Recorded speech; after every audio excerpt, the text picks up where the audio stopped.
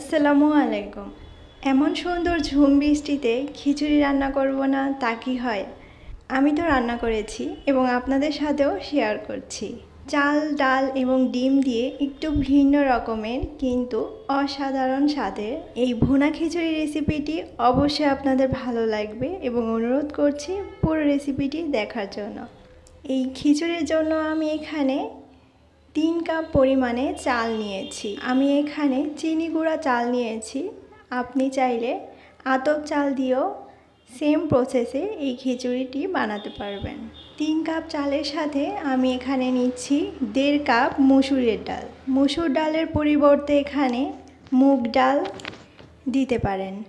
আর আমার লাগছে 2টা ডিম। ডাল আর চাল একসাথে মিশিয়ে অন্য একটা বাটিতে ঢেলে নিচ্ছি এবং পর্যাপ্ত পরিমাণে পানি দিয়ে ভালোভাবে আমি হাত দিয়ে কষলিয়ে এই চাল আর ডাল ভালো করে ধুয়ে নিব। বেশ কয়েকবার পানি চেঞ্জ করে আমি ধুয়ে নিয়েছি। আর এবার পর্যাপ্ত পরিমাণে পানি দিয়ে এভাবে রেখে দিচ্ছি 10 মিনিটের জন্য। তারপর আমি কড়াইতে দিয়ে দিচ্ছি অল্প পরিমাণে একটু তেল কিছুটা গরম হয়ে আসলে এর মধ্যে আমি এবার দিয়ে দিব ডিম। 2টা ডিম ভেঙে নিচ্ছি। আমি এখানে 2টা ডিম ব্যবহার করব। আপনি চাইলে যত খুশি তত বাড়িয়ে নিতে পারেন। উপর দিয়ে একটুখানি লবণ ছিটিয়ে এবার আমি এই ডিম ভালোভাবে এভাবে ভেঙে নিচ্ছি, যেভাবে ডিমের ঝুরা করা হয় ঠিক তেমন।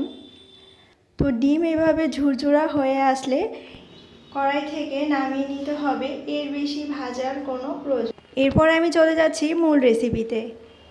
পরিমাণ মতো তেল দিয়ে দিচ্ছি এখানে।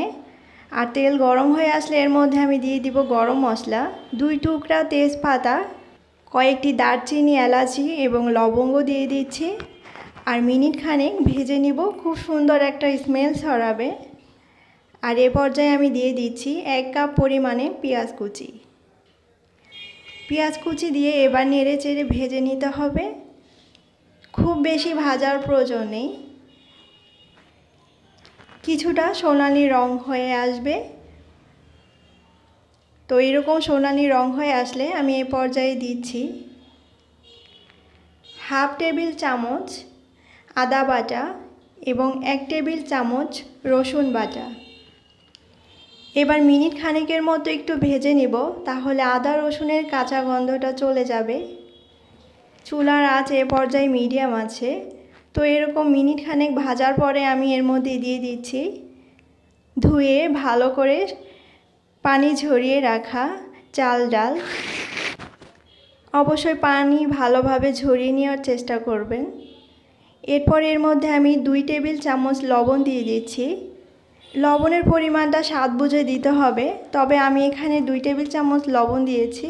আর এতে করে লবণের স্বাদটা একদমই পারফেক্ট হয়েছিল। এভাবে চাল ডাল আমি অল্প আঁচে ভেজে নিব 3 থেকে 4 মিনিটের মতো, যেন নিচে কোনোভাবেই পুড়ে না যায়। অনবরত নাড়তে হবে। এ পর্যায়ে 1/2 কাপের মতো দিচ্ছি টমেটো কুচি।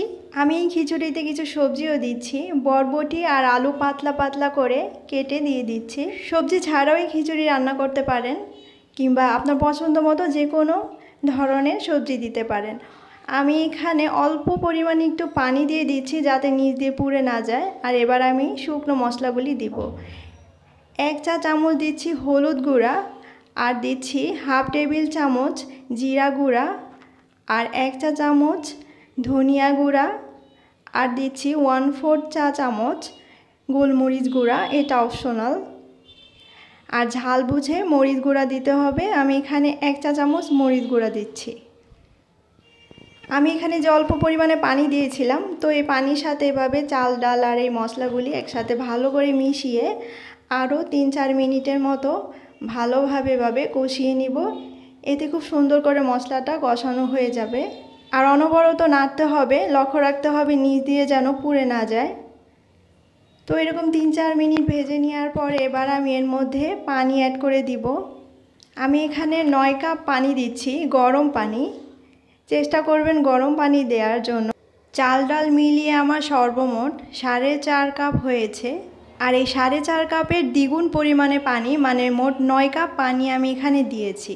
এবার ঢেকে হাই হিটে আমি জাল করে নিব যতক্ষণ না ভালোভাবে বলক চলে আসবে। তো যখন একদম পুরোপুরি ভালো করে বলক চলে আসবে তখন আমি আরেকটু নাড়াচাড়া করে দিচ্ছি। আর এভাবে নেড়ে চেড়ে এবার আমি ঢেকে রাখবো ৬-৭ মিনিটের মতো অল্প আঁচে।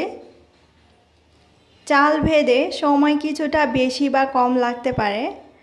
৬ থেকে ৭ মিনিট পরে আমি ফিরে এসেছি। দেখতে পাচ্ছেন পানিটা একদম শুকিয়ে গেছে আর একদম মাখা মাখা হয়ে এসেছে। এ পর্যায়ে আমি কয়েকটি কাঁচামরিচ দিয়ে দিচ্ছি। তারপরে আমি দিব ভাজা পেঁয়াজ, এটা অপশনাল, না দিলেও চলবে।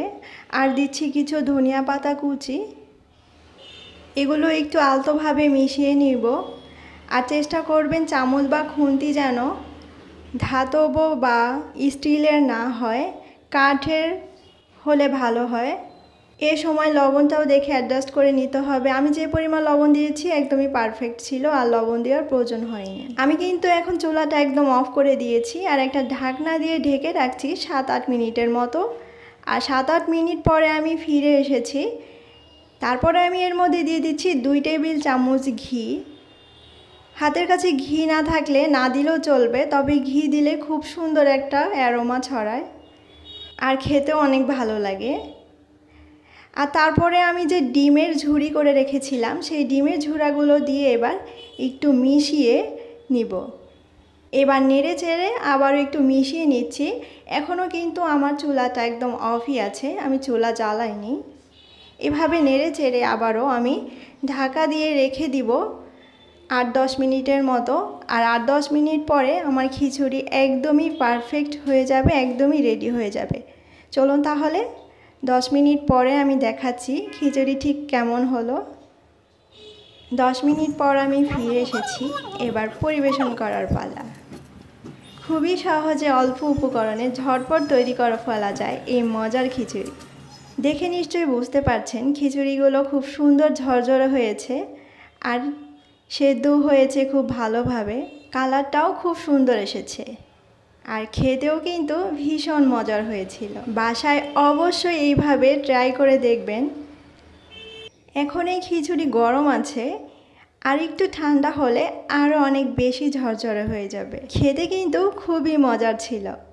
আমার আজকের এই রেসিপিটি পছন্দ হলে অনুরোধ করছি একটা লাইক দেওয়ার জন্য। আর আপনি যদি আমাদের চ্যানেলে নতুন হয়ে থাকেন তাহলে অনুরোধ করব অবশ্যই চ্যানেলটি সাবস্ক্রাইব করে রাখবেন এবং বেল আইকনটি ক্লিক করতে ভুলবেন না। ভালো থাকবেন সবাই, আল্লাহ হাফেজ।